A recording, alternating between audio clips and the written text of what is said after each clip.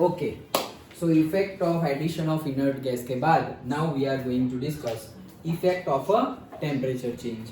Again अब हम किस तरह से उंगली अल्टर चेंज करने वाले हैं टेम्परेचर को चेंज करके। अच्छा, तो मतलब कैसे करोगे? अरे टेम्परेचर बढ़ा देंगे या टेम्परेचर को कम कर देंगे तो equilibrium will be altered. Done. अच्छा चलो, एक टेम्परेचर को चेंज कर देंगे। अच्छा ठीक, इसमें कुछ नया है? नहीं, कुछ नया नहीं है, वही सेम चीज, लॉ सेटेलियर प्रिंसिपल।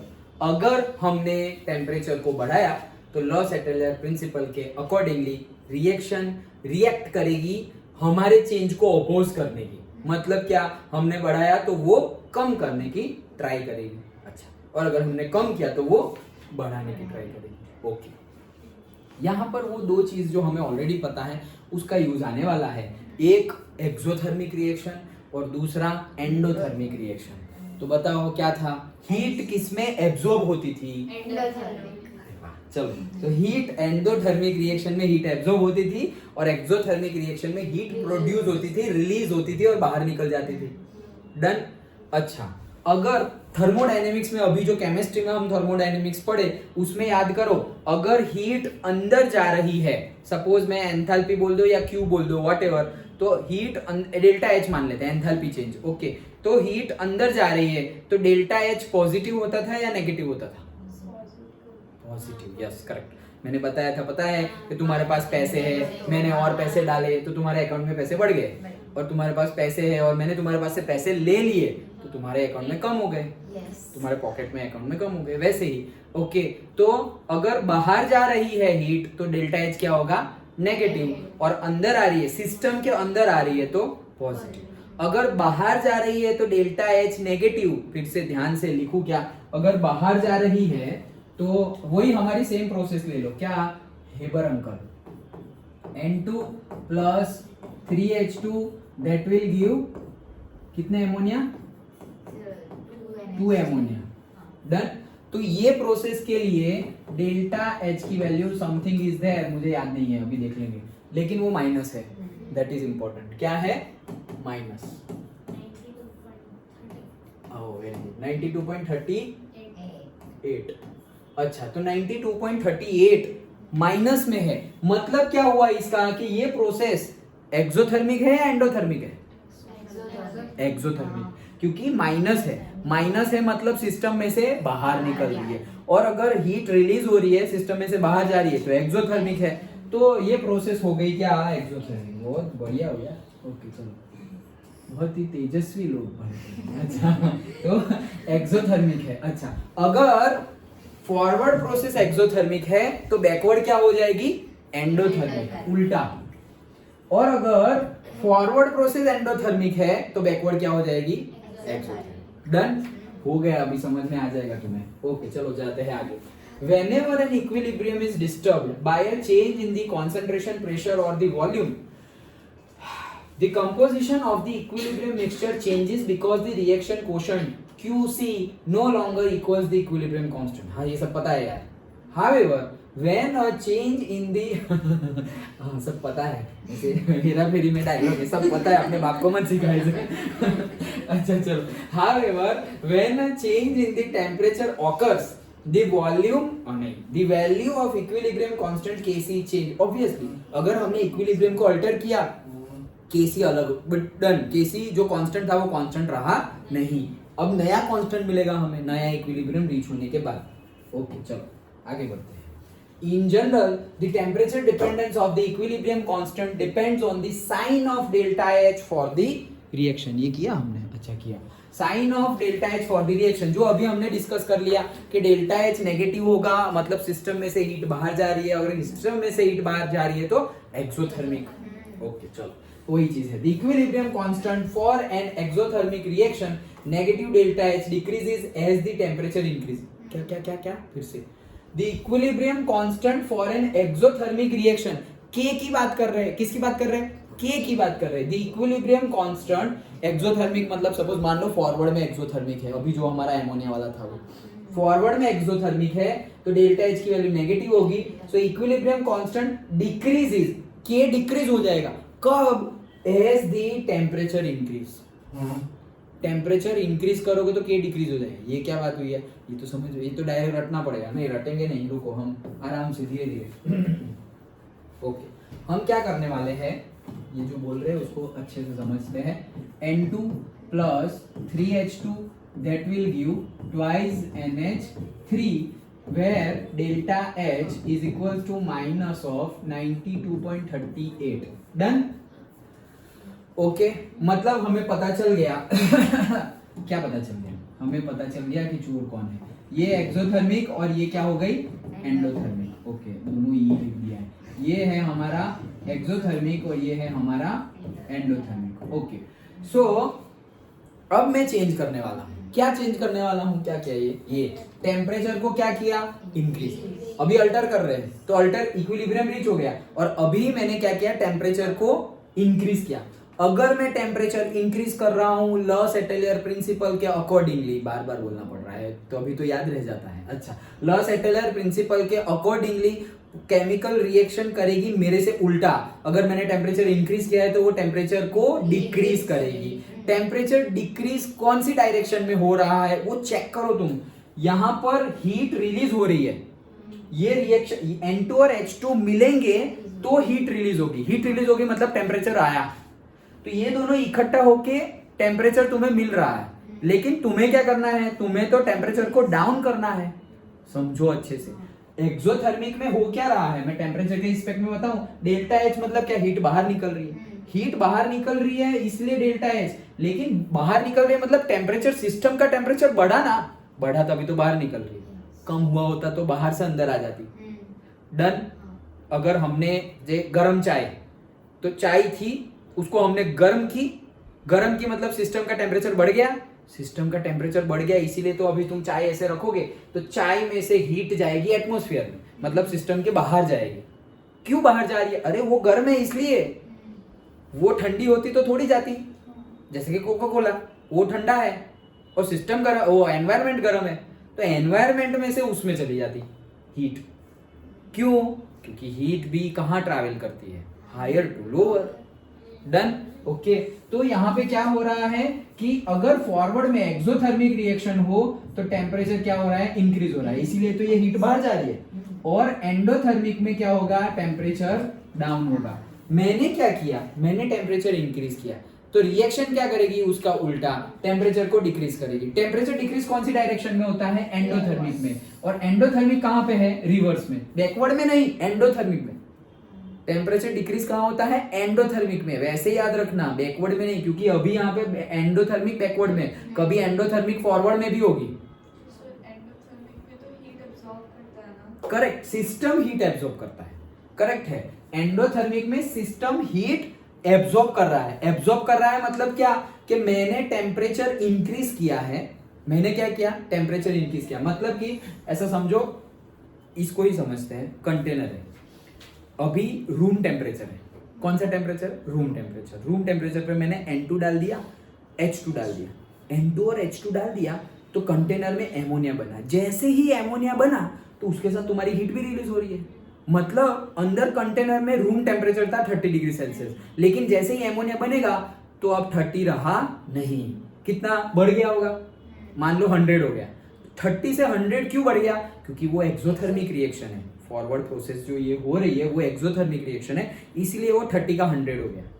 डन। तो मतलब फॉरवर्ड प्रोसेस हुई तो टेम्परेचर बढ़ा, और वही एक्सोथर्मिक है। टेम्परेचर बढ़ा क्यों, क्योंकि एक्सोथर्मिक है इसलिए तो टेम्परेचर बढ़ा। तो टेम्परेचर कम क्यों होगा, क्योंकि वो एंडोथर्मिक है इसलिए। समझ में आया, पक्का। ओके टेम्परेचर बढ़ क्यों रहा है, पहले तो तुमने एक्सोथर्मिक एंडोथर्मिक तो तुमने समझ लिया। ओके कि सिस्टम में से बाहर निकल रही है तो एक्सोथर्मिक, सिस्टम के अंदर आ रही है तो एंडोथर्मिक। अब टेम्परेचर को एक्सोथर्मिक एंडोथर्मिक के साथ कनेक्ट करो। एक्सोथर्मिक रिएक्शन है मतलब से रिएक्टेंट में से प्रोडक्ट बन रहा है और वो प्रोसेस एक्सोथर्मिक है। एक्सोथर्मिक है मतलब तुम्हारे सिस्टम में से हीट बाहर निकलेगी। हीट बाहर कब निकलेगी, जब अंदर होगी तब। तो अंदर से बाहर निकल रही है, अरे अंदर कहां से आई, अरे अंदर केमिकल रिएक्शन हुई ना तो टेम्परेचर बढ़ गया। इनकी केमिकल रिएक्शन होने से टेम्परेचर बढ़ गया और वो टेम्परेचर बढ़ा, वही तो बाहर निकल रहा है as a heat. Done. Okay तो एक्सोथर्मिक रिएक्शन मतलब वहां पे क्या हो गया, सिस्टम का टेम्परेचर बढ़ गया, और एंडोथर्मिक रिएक्शन मतलब क्या, सिस्टम का टेम्परेचर डाउन हो गया। अंडरस्टूड। अब यहां तक का तो कंप्लीट। अब हमने क्या किया, हमने टेम्परेचर को इंक्रीज और इंक्रीज किया। फॉरवर्ड प्रोसेस में तो इंक्रीज हो ही रहा था, हमने और इंक्रीज किया। मान लो कि ये 30 पे 100 पे तो पहुंच गया था, और हमने और हीट दे दी, तो वो 100 का कहां जाएगा, 150 चला गया। मान लो 30 से 100 गया, कब, जब N2H2 में से एमोनिया बना तब। अब हमने और टेम्परेचर बढ़ा दिया, स्टोव नीचे गैस स्टोव बर्नर लगा दिया, तो वो 100 से 150 चला गया। अब केमिकल रिएक्शन क्या करेगी, हमने जो किया उसका उल्टा, लॉस एटेलर प्रिंसिपल के अकॉर्डिंगली। तो हमने 100 से 150 कर दिया, अब वो क्या ट्राई करेगी, 150 से 20 से 100 पे आ जाओ। तो 150 से 100 पे आना मतलब टेम्परेचर को कम करने का ट्राई करेगी। टेम्परेचर कम कौन सी डायरेक्शन में होता है, एंडोथर्मिक रिएक्शन में।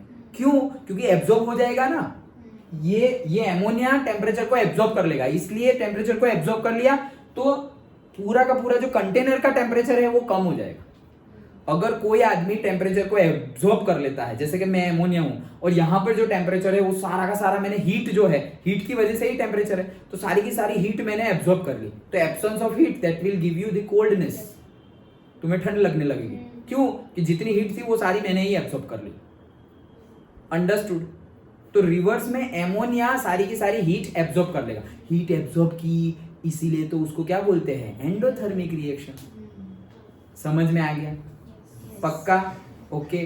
फिर से एक बार, ये तो हमने समझ लिया, ये तो समझ लिया, एंडोथर्मिक एक्सोथर्मिक भी समझ लिया। एक्सोथर्मिक में टेम्परेचर बढ़ता है ये हमें पता है, और एंडोथर्मिक में टेम्परेचर डाउन होता है ये भी हमें पता है। पता है इन द सेंस हमने समझा भी और याद भी रख लिया।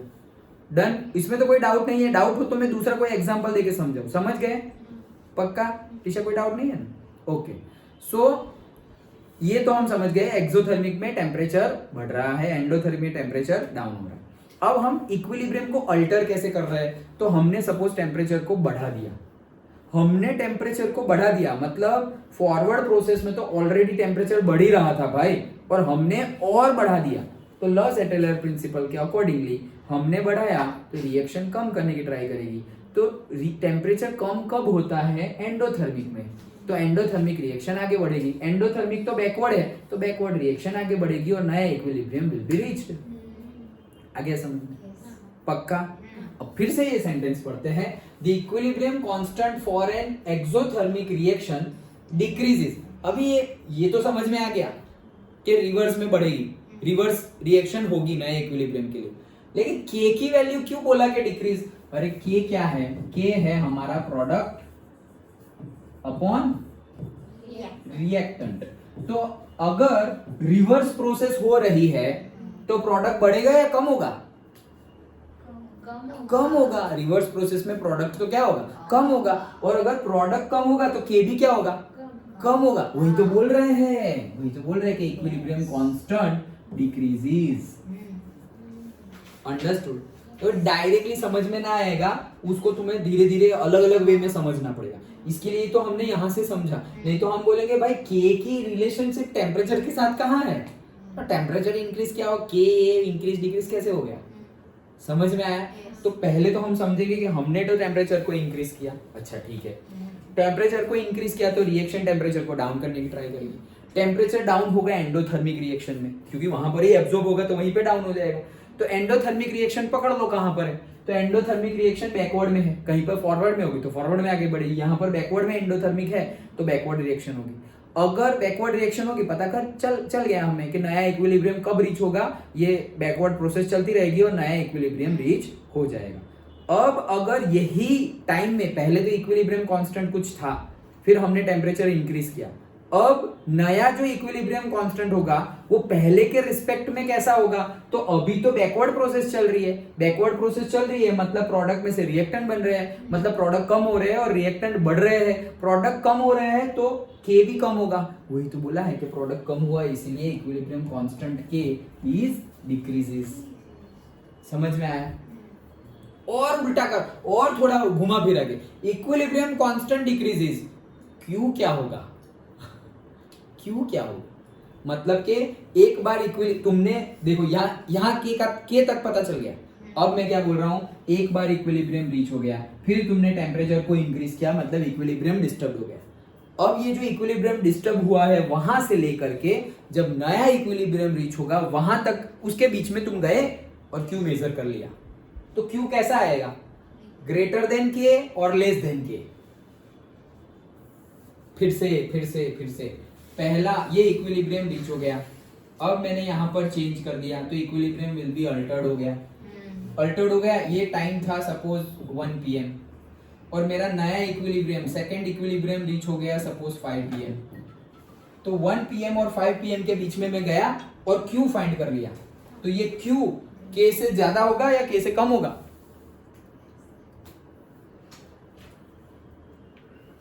For this reaction, for this case जो हमने अभी देखा, वो केस के लिए Q क्या होगा?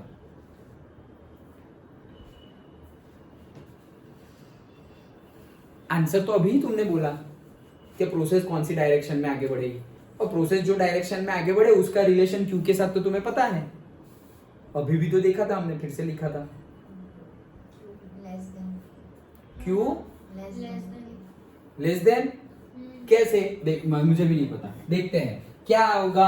हमने टेम्परेचर को इंक्रीज किया, पहले इक्विलिब्रियम रीच हो गया, अच्छा पहले इक्विलिब्रियम रीच हो गया, अब इक्विलिब्रियम रीच होने के बाद हमने टेम्परेचर को इंक्रीज किया, हमने टेम्परेचर को इंक्रीज किया तो रिएक्शन टेम्परेचर को डाउन करने की ट्राई करेगी। डाउन टेम्परेचर कब होगा? एंडोथर्मिक में। एंडोथर्मिक मतलब क्या? Backward, in this case backward. अच्छा, तो बैकवर्ड रिएक्शन होगी। अब पहले जो इक्विलिब्रियम के था, अब मैं दूसरा Q निकालने जा रहा हूं, तो Q का फॉर्मूला क्या है और K का फॉर्मूला भी क्या है? Product upon reactant. मेरी रिएक्शन तो बैकवर्ड में जा रही है, मतलब प्रोडक्ट क्या हो रहा है? कम हो रहा है ना। बैकवर्ड प्रोसेस जाएगी तो प्रोडक्ट कम होगी और रिएक्टेंट बढ़ेगा, तो प्रोडक्ट तो कम हो रही है। अगर प्रोडक्ट कम हो रही है तो Q भी क्या होगा? कम होगा। प्रोडक्ट कम है तो Q भी क्या होगा? कम होगा। समझ में आया? तो Q will be less than K। हाँ, तो सही आंसर था, लेकिन ऐसे ही सोचा क्या तुमने? कैसे सोचा था?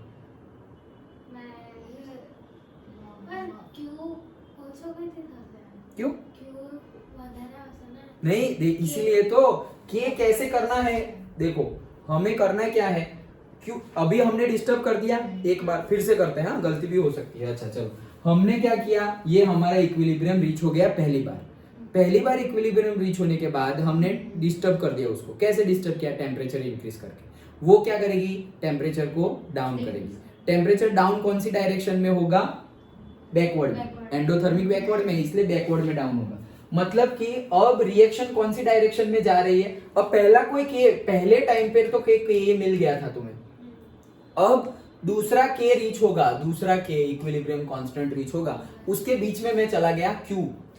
ओके, अब उसके बीच में मैं चला गया तो ये के था, तब कोई प्रोडक्ट के कॉन्सेंट्रेशन थे, ये के जो था उसका प्रोडक्ट के कोई कॉन्सेंट्रेशन थे, और अब Q मैं ढूंढने जा रहा हूं, तो ये के रीच हो गया, उसके बाद मैं ढूंढने जा रहा हूं, तो उसके बाद अगर मैं Q ढूंढने गया तो प्रोडक्ट बाय रिएक्टेंट, तो प्रोडक्ट तो उसके बाद क्या हो रहा है? बैकवर्ड है, मतलब प्रोडक्ट तो कम हो रहा है। प्रोडक्ट कम हो गए तो Q की वैल्यू भी क्या आएगी? कम आएगी। पहले का जो K था उसके रिस्पेक्ट में Q की वैल्यू क्या आएगी?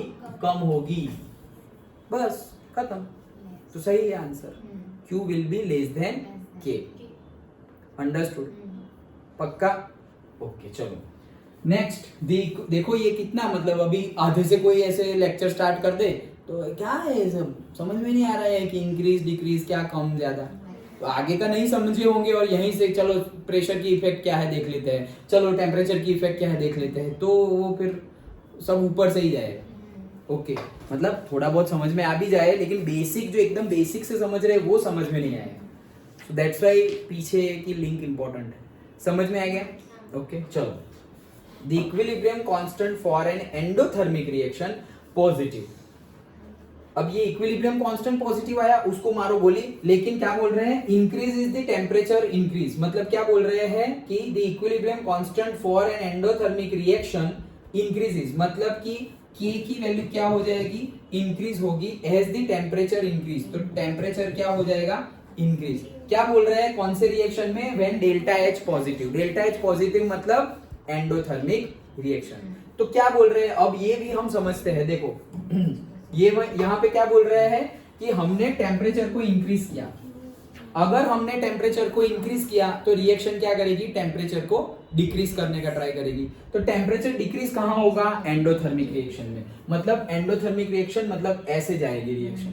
अगर रिएक्शन ऐसे जा रही है मतलब रिवर्स में जा रही है, तो बस हमें पता चल गया कि रिएक्शन क्या हो रही है, रिवर्स में जा रही है। अब इक्विलिब्रियम कांस्टेंट क्या क्या होगा, तो the equilibrium constant for an endothermic reaction increases as the temperature increase. तो इक्विलिब्रियम कांस्टेंट जो K है उसका नया वैल्यू मिलेगा।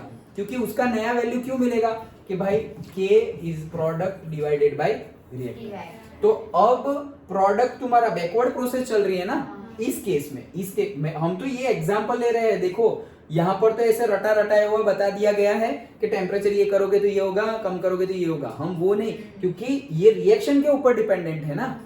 मैंने बोला जैसे कि यहाँ पे फॉरवर्ड में एक्सोथर्मिक है, कोई रिएक्शन ऐसी भी होगी जिसमें बैकवर्ड में एक्सोथर्मिक है। समझ में आया? तो ये डायरेक्टली नहीं रटना है, कंसेप्ट समझना है। Understood? So if we have increase the temperature increase किया, रिएक्शन टेम्परेचर डाउन करने की ट्राई करेगी। टेम्परेचर डाउन कैसे होगा, एंडोथर्मिक रिएक्शन में। तो एंडोथर्मिक रिएक्शन कहाँ है, बैकवर्ड में। तो नया इक्विलिब्रियम जो बनेगा वो बैकवर्ड में रीच होके बनेगा। डन? तो अगर रिएक्शन बैकवर्ड में जा रही है तो पहले जो K था उसके रिस्पेक्ट में अब जो नया K मिलेगा, पहले जो K था उसके रिस्पेक्ट में अब नया K मिलेगा। So the equilibrium constant for an endothermic reaction increases, मतलब K की वैल्यू क्या हो रही है, इंक्रीज हो रही है as the temperature increase. Done? Okay. But देखो अगेन मैं बार बार बता रहा हूं कि ये जो हमारी एमोनिया वाली रिएक्शन है उसके लिए ये चीज लिखी हुई नहीं है। वो ये जनरल स्टेटमेंट है, ये जनरल स्टेटमेंट है कि अगर यहां पर हमने टेम्परेचर इंक्रीज किया तो इक्विलिब्रियम कांस्टेंट डिक्रीज हो गया फॉर दी एक्सोथर्मिक। तो एक्सोथर्मिक में अगर टेम्परेचर इंक्रीज कर रहे हो तो ये तो फिर रट्टा मारना हो तो रट्टा भी मार सकते हैं कि एक्सोथर्मिक में टेम्परेचर इंक्रीज करने से K डिक्रीज हो रहा है, तो एंडोथर्मिक में टेम्परेचर इंक्रीज करने से K क्या हो जाएगा, उसका उल्टा हो जाएगा। यहाँ पे डिक्रीज हो रहा था तो यहाँ पे इंक्रीज हो जाएगा। डन? लेकिन मैं तो ऐसे बोला ही नहीं कि ऐसे रट्टा मारो। मैं कंसेप्ट इसीलिए तो मैंने वो एमोनिया वाली रिएक्शन समझाई कि एक्सोथर्मिक फॉरवर्ड में है और एंडोथर्मिक बैकवर्ड में है। तो ये जो सेंटेंस बोल रहे हैं ना, इस पे हम फिर से आएंगे कब, जब एग्जांपल समझ ले तब। अभी इन्होंने एग्जांपल तो दिए नहीं है, हम तो एग्जांपल से समझ रहे थे। तो देखो ये दो सेंटेंस पे वापस आना है, याद रखना। द टेम्परेचर चेंजेस, कितना टाइम हुआ है, अच्छा। The temperature changes affect the equilibrium constant and rate of the reaction। obviously जो टेम्परेचर चेंज होगा वो अफेक्ट तो करेगा ही। अच्छा तो देखो हमारा जो एग्जांपल है वही example, production of ammonia according to the reaction ये है। अभी उसमें डेल्टा एच कितना है, वही -92.38 kilo joule per mole is an exothermic process. मतलब एक्सोथर्मिक कौन सी डायरेक्शन, फॉरवर्ड डायरेक्शन में। अच्छा तो फॉरवर्ड डायरेक्शन में एक्सोथर्मिक है। According to the law Chatelier principle, raising the temperature अगर हम बढ़ाएंगे तो रिएक्शन टेम्परेचर कम करने का ट्राई करेगी। तो raising the temperature shift the equilibrium to the left. ये क्या बात हुई, अरे तो रिवर्स में जा रही है ना, उसको लेफ्ट बोलते हैं, और फॉरवर्ड में जाएगी तो उसको राइट बोलेंगे। ओके तो shift the equilibrium to the left and decreases the equilibrium concentration of ammonia. क्या बोल रहे हैं, decrease is the equilibrium concentration of ammonia. अरे होगा ही ना, तो तुम तो बैकवर्ड में जा रहे हो, तो एमोनिया तो लेफ्ट तुम्हारे राइट हैंड साइड में, और तुम बैकवर्ड में जा रहे हो तो प्रोडक्ट ये जो था तुम्हारा वो तो कम होता जाएगा, बैकवर्ड में जा रहे हो। वही बोल रहे हैं ना कि डिक्रीज कर देगा। इन अदर वर्ड्स, दूसरे वर्ड में, अच्छा तुम कितना भी कंफ्यूज करो हम नहीं होंगे। लो टेम्परेचर इज फेवरेबल फॉर, हाँ ये किसके लिए है, वो हमने पहले भी डिस्कस किया था कि एमोनिया का लिक्विफिकेशन करके उसको हम निकालने वाले हैं, तो इसलिए लिखा हुआ है लो temperature is favourable for high yield of ammonia. But practically low temperature required है, ज्यादा से ज्यादा लो टेम्परेचर रखेंगे तो वो लिक्विफिकेशन होके वो लिक्विफाइड हो जाएगा। लिक्विफाइड हो गया तो एमोनिया निकालते जाओ, एमोनिया निकालते जाएंगे तो एमोनिया बनता जाएगा फॉरवर्ड डायरेक्शन में। ये फेवरेबल है, लेकिन ज्यादा लो भी रख सकते नहीं है। अगर तुम लो रखेंगे तो मजे की ही बात है, मजे की बात नहीं है। अगर ज्यादा लो रख दिया ना तो वो केमिकली रिएक्ट नहीं कर पाएंगे। कोई भी केमिकल रिएक्शंस हाई टेम्परेचर पे ज्यादा होती है और लो टेम्परेचर पे कम होती है। इसलिए तो हम फ्रिज में सब कुछ रखते हैं, क्योंकि वहां पे केमिकल रिएक्शन बंद हो जाती है, तो इसीलिए चीजें सड़ती नहीं है। ओके, तो नहीं तो फिर ठंडा रखने की जरूरत ही क्या थी भाई, समझ में आया? ओके, तो टेम्परेचर जितना डाउन हो उतनी केमिकल रिएक्शन, कोई भी केमिकल रिएक्शन, मेजरली कोई भी केमिकल रिएक्शन जितना टेम्परेचर डाउन हो उतनी कम होगी। ओके, और जितना टेम्परेचर हाई हो उतनी ज्यादा होगी। ओके, चलो, so in other words low temperature is favourable for high yield of ammonia, but practically very low temperature, low है तो अच्छा है, मतलब सर लो ही रख दो, नहीं ऐसा नहीं। क्यों? क्योंकि बहुत लो रखा तो केमिकली रिएक्ट ही नहीं करेंगे, रिएक्ट नहीं करेंगे तो तुम्हारा एमोनिया बनेगा ही नहीं। Very low temperature slows down the reaction and thus a catalyst is used। तो अगर तुमने बहुत ज्यादा लो टेम्परेचर रख दिया तो रिएक्शन तो स्लोज डाउन हो जाएगी, और भी चले गए तो रिएक्शन होगी नहीं, बंद हो जाएगी। लेकिन धीरे धीरे तुमने और लो कर दिया तो स्लो डाउन हो जाएगी। अभी उसको बढ़ाना हो तो हम कैटालिस्ट यूज कर सकते हैं। कैटालिस्ट का काम तो हमें पता ही है, वो रिएक्शन में पार्टिसिपेट तो करता नहीं है, वो सिर्फ रेट को बढ़ा देता है, स्पीड बढ़ा देता है रिएक्शन की। डन? पक्का समझ में आया? श्योर? ओके, तो ये हमने इफेक्ट ऑफ टेम्परेचर समझा। क्या समझा? इफेक्ट ऑफ टेम्परेचर, कि अगर हम टेम्परेचर बढ़ाएंगे तो रिएक्शन टेम्परेचर कम करने की ट्राई करेगी, अगर हम टेम्परेचर कम करेंगे तो रिएक्शन टेम्परेचर बढ़ाने की ट्राई करेगी। हम टेम्परेचर बढ़ाएंगे मतलब अगर एक्सोथर्मिक रिएक्शन है और हमने और टेम्परेचर बढ़ा दिया, एक्सोथर्मिक रिएक्शन है और हमने टेम्परेचर बढ़ा दिया, तो क्या करेगी? वो टेम्परेचर कम करने की ट्राई करेगी। लेकिन टेम्परेचर कम तो कौन सी डायरेक्शन में होता है? एंडोथर्मिक। डन? तो वो उस डायरेक्शन में आगे बढ़ेगी। लेकिन वही चीज देखो, वो दो सेंटेंस थे ना, वो दो सेंटेंस के ऊपर से बता दो। यहाँ पे तुम्हें जनरल एग्जांपल से बता दे रहा हूं। क्या? ऐसा मान लो ये है रिएक्टेंट और ये है प्रोडक्ट। ओके, तो ये है एक्सोथर्मिक प्रोसेस और ये है एंडोथर्मिक प्रोसेस। डन? तो ये एक्सोथर्मिक प्रोसेस है। अब इस केस के लिए हम देखते हैं कि इस केस के लिए अगर मैंने टेम्परेचर को इंक्रीज किया, क्या किया? टेम्परेचर को इंक्रीज। अगर मैंने टेम्परेचर को इंक्रीज किया तो वो टेम्परेचर को डिक्रीज करने की ट्राई करेगी। तो टेम्परेचर डिक्रीज कब होगा? एंडोथर्मिक में। डन? टेम्परेचर डिक्रीज कब होगा? एंडोथर्मिक में, क्योंकि यहां पर अगर एक्सोथर्मिक रिएक्शन होगी तो टेम्परेचर बढ़ेगा, लेकिन प्रोसेस को तो हमें क्या करना है? टेम्परेचर को कम करना है। तो मैंने टेम्परेचर बढ़ा दिया, वो भी लिख देता हूं ना, मैंने टेम्परेचर को इंक्रीज कर दिया, तो प्रोसेस टेम्परेचर को डाउन करने की ट्राई करेगी। प्रोसेस अगर टेम्परेचर को डाउन करने की ट्राई कर रही है तो वो एंडोथर्मिक में आगे बढ़ेगी। तो एंडोथर्मिक मेरा रिवर्स में है, तो यहां से मेरा रिवर्स डायरेक्शन मिलेगा। डन? और फिर इक्विलिब्रियम, नया इक्विलिब्रियम रीच हो जाएगा। अगर रिवर्स डायरेक्शन हो रहा है, अगर रिवर्स डायरेक्शन हो रहा है तो मेरी Q की वैल्यू K की वैल्यू से क्या होगी? पहले कोई K की वैल्यू थी, अब देखो यहां पर वो वाले कंसेप्ट डायरेक्टली रट्टा मारा हुआ याद मत रख लेना कि फॉरवर्ड मतलब Q less than KC, backward मतलब ये नहीं। क्यों? वो याद नहीं रखना, वो समझना है। ओके, तो हमारी डायरेक्शन कौन सी है? रिवर्स। अगर रिवर्स है तो मतलब पहले जो K था तब कोई प्रोडक्ट का कॉन्सेंट्रेशन होगा, अब तो डिस्टर्ब हो गया है। अब डिस्टर्ब हो गया है तो कौन सी डायरेक्शन में आगे बढ़ रही है? रिवर्स में आगे बढ़ रही है। मतलब प्रोडक्ट क्या होने वाला है? कम होने वाला है। प्रोडक्ट अगर कम होगा तो ये जो मेरा फॉर्मूला है इसका, प्रोडक्ट बाय रिएक्टेंट, ये प्रोडक्ट कम होगा तो Q भी क्या होगा? कम। तो ये पहले की कंपेयर में, पहले के K के कंपेयर में Q विल बी लेस और K will be more. Understood? समझ में आया? K will be more. कौन सा K? जो पहले वाला K था उसकी कंपेयर में Q क्या आया? छोटा आया। लेकिन नया K क्या होगा वो सोचो। नया K, ये तो K1 था, ये K1 था ना। K1 मतलब फॉरवर्ड प्रोसेस, जब इक्विलिब्रियम, पहला इक्विलिब्रियम रीच हो गया उसके लिए K था। अब दूसरा इक्विलिब्रियम रीच होगा बैकवर्ड में जाने से, तब ये रिएक्शन, ये रिलेशन तो तुम्हें पता चल गया। लेकिन अब जो दूसरा K होगा वो K पहले वाले K से बड़ा होगा या छोटा होगा? से K1 एंड K2, ये K1 है और अब तुम्हें दूसरे वाले इक्विलिब्रियम पे मिलेगा K2, तो वो क्या होगा? छोटा होगा। क्यों छोटा होगा? क्या कि K2 कैसे निकालेंगे? K2 भी वैसे ही निकालेंगे, प्रोडक्ट बाय रिएक्टेंट। लेकिन तुम्हारी प्रोसेस तो बैकवर्ड थी तो प्रोडक्ट तो कम होने वाले हैं। बैकवर्ड थी तो प्रोडक्ट तो कम होने वाले हैं, और प्रोडक्ट कम होने वाले हैं तो K2 क्या हो जाएगा? छोटा हो जाएगा, किससे? K1 से। डन। तो नया इक्विलिब्रियम कांस्टेंट क्या हुआ? डिक्रीज हुआ। कब? जब मैंने टेम्परेचर को इंक्रीज किया तब। अब पढ़ो वो सेंटेंस, पहला वाला।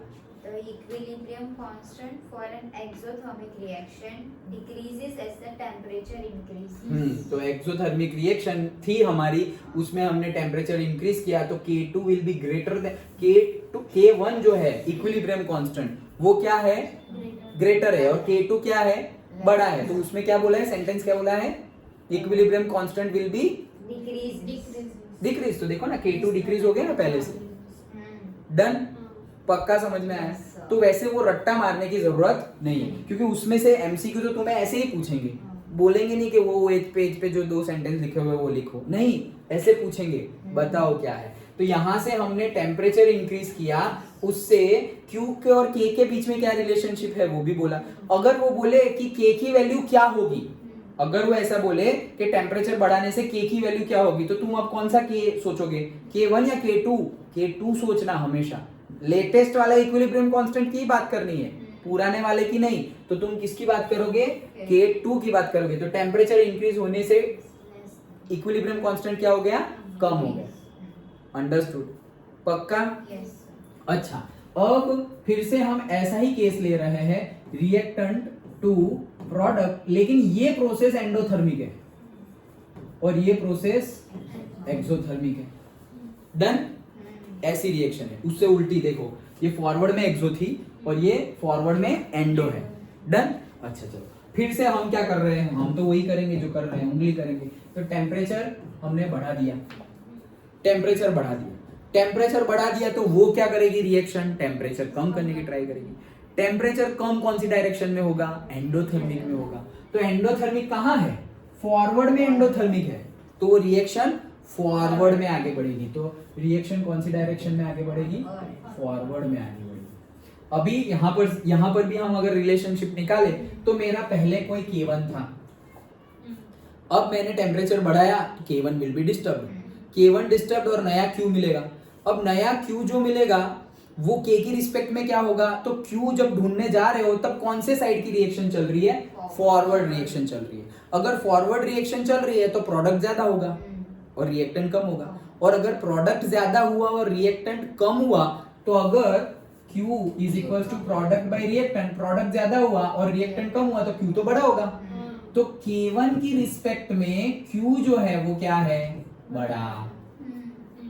अंडरस्टूड? ओके।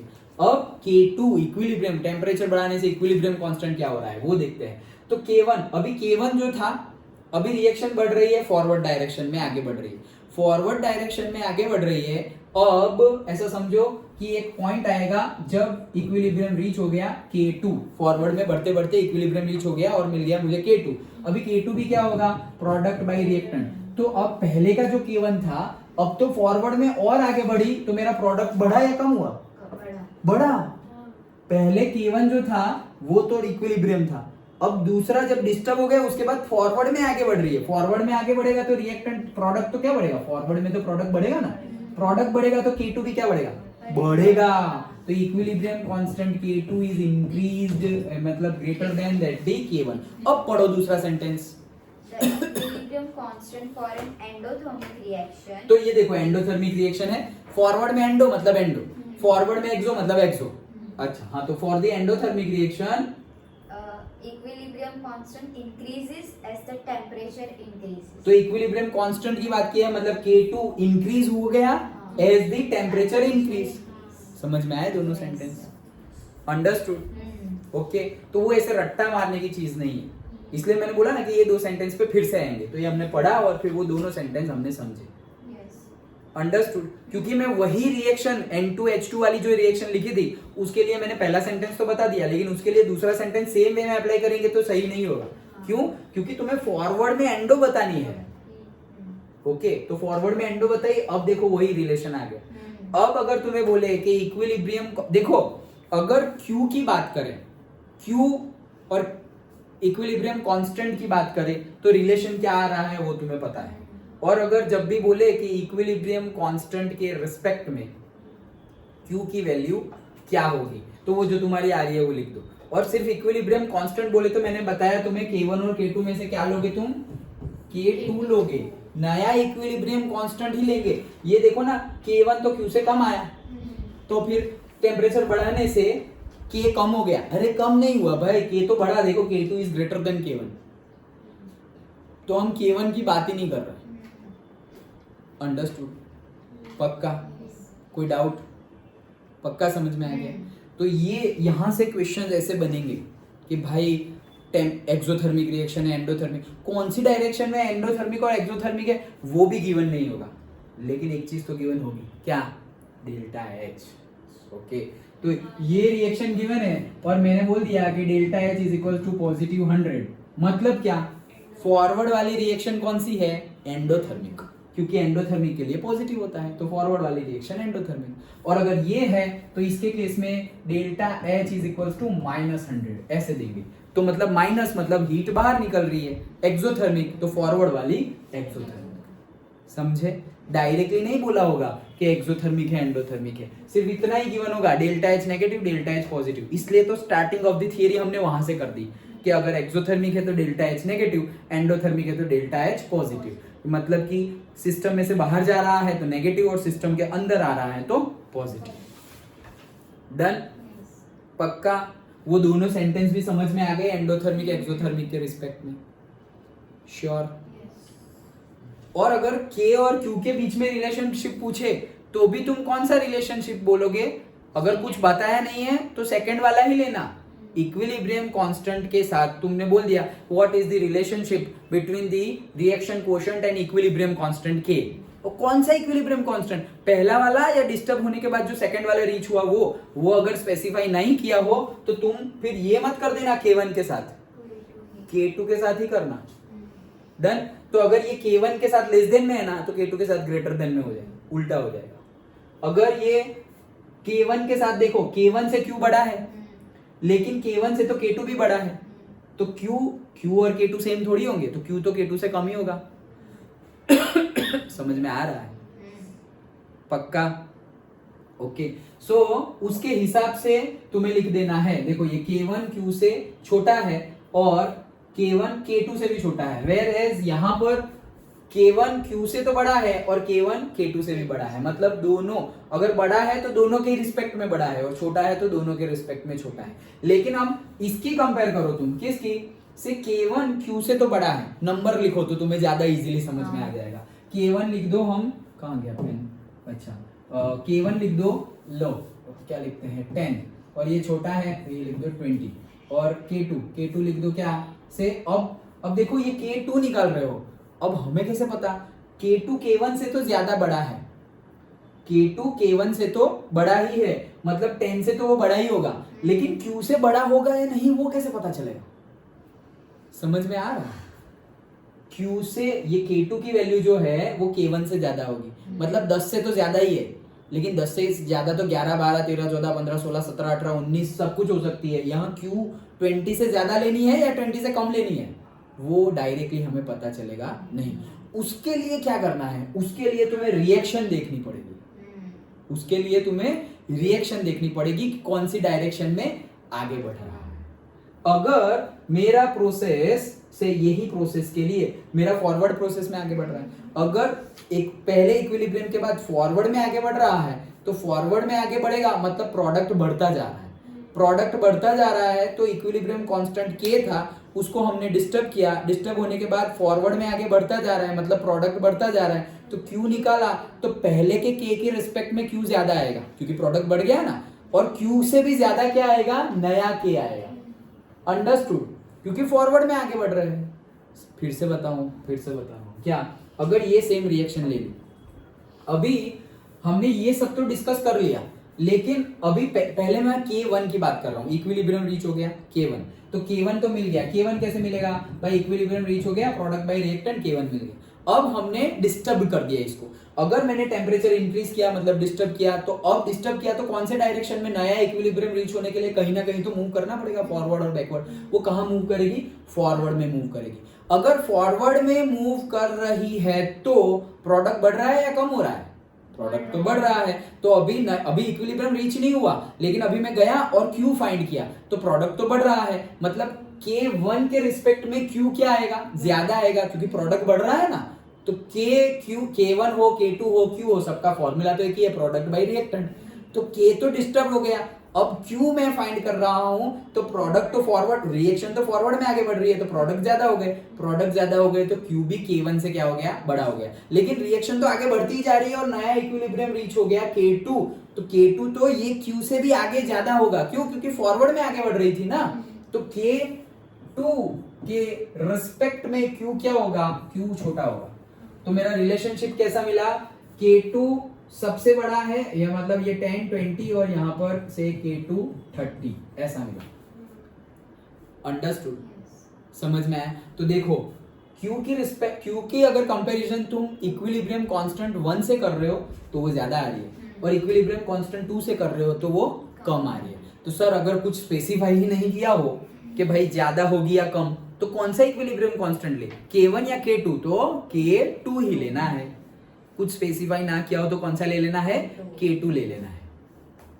अंडरस्टूड, पक्का। तो इतना तो तुम्हें समझ में आ गया होगा कि यहाँ पे रट्टा मारने से काम चलेगा नहीं, समझना ही पड़ेगा। अंडरस्टूड, लेकिन इजी है ना, इजी तो है, product by reactant, forward backward वही चलता रहता है। हम डिस्टर्ब कैसे कर रहे हैं वो तुम्हें देखना है। सर अगर हम क्वोशंट 2 ढूंढे तो K2 से बड़ा है? क्वोशंट 2 मतलब दूसरी बार अल्टर कर रहे हो। हाँ रुको, ये भी डिस्कस करते हैं। पहली बार हमने टेम्परेचर बढ़ाया, तो क्या हो गया, इक्विलिब्रियम कांस्टेंट डिस्टर्ब हो गया। फिर नया इक्विलिब्रियम कांस्टेंट मिला K2। अब फिर से तुम बढ़ा, अभी तुमने डिस्टर्ब कैसे किया उसके ऊपर डिपेंडेंट है, कैसे डिस्टर्ब करोगे, टेम्परेचर बढ़ा के या कम करके, टेम्परेचर बढ़ा के, मतलब ऐसे ही। तो टेम्परेचर तुमने फिर से बढ़ाया, अगर तुमने टेम्परेचर फिर से बढ़ाया तो वो टेम्परेचर कम करने की ट्राई करेगा। टेम्परेचर कम कैसे होगा, एंडोथर्मिक में। तो एंडोथर्मिक कौन सी डायरेक्शन में है, इस केस में फॉरवर्ड में, इस केस में फॉरवर्ड में है। तो इस केस में फॉरवर्ड में है, मतलब फॉरवर्ड रिएक्शन आगे बढ़ेगी। अगर फॉरवर्ड रिएक्शन आगे बढ़ेगी तो अब मैं अगर Q फाइंड करने गया तो K2 से भी Q क्या आएगा, नया Q K2 से भी क्या आएगा, क्या आएगा, ग्रेटर ही आएगा। तो ये K2 से भी नया Q जो है, मतलब ये Q1 है और ये Q2 है, तो वो K2 से भी बढ़ा आएगा, क्योंकि फॉरवर्ड में जा रहा है ना, तो प्रोडक्ट तो बढ़ता ही जाएगा। और फिर अगर तुम नया इक्विलिब्रियम कांस्टेंट दूसरी बार मिलेगा, इक्विलिब्रियम तीसरी बार मतलब, तो वो K3 आएगा, वो सबसे ज्यादा होगा। अंडरस्टूड, समझ में आ गया। अब तो तुम ही मतलब घुमाने लगे, अच्छा ठीक है, लेकिन समझ में आ गया, ओके पक्का। ओके, तो ये हमने समझा effect of temperature on the equilibrium. तो जैसे कॉन्सेंट्रेशन समझा था और उसका एक एग्जांपल लिया था हमने, वैसे ही एक एग्जांपल नीचे गिवन है, but that we will discuss in the next class. Okay, ये समझ गए। इफ ये रब कर दूं ना सब, डन। ओके, वैसे तुम वीडियो तो है ही फिर बाद में। अच्छा, सो इफेक्ट ऑफ इनर्ट गैस तो हमने देख लिया और इफेक्ट ऑफ टेम्परेचर चेंज हमने देखा। अब सेम जो टेम्परेचर चेंज देखा ना, उसी को हम एक एक्सपेरिमेंट के तौर पे, जैसे वहां पर एक एक्सपेरिमेंट किया था हमने थायोसाइनेट वाला, आयरन नाइट्रेट थायोसाइनेट वाला, पोटेशियम थायोसाइनेट वाला एक्सपेरिमेंट किया था, कॉम्प्लेक्स बना था। वही सेम एक्सपेरिमेंट हम यहाँ करेंगे और उसके बाद हम दूसरी इफेक्ट समझेंगे, जैसे कि कैटालिस्ट है and all. Done, okay, that's it. तो फिर कल डिस्कस करेंगे।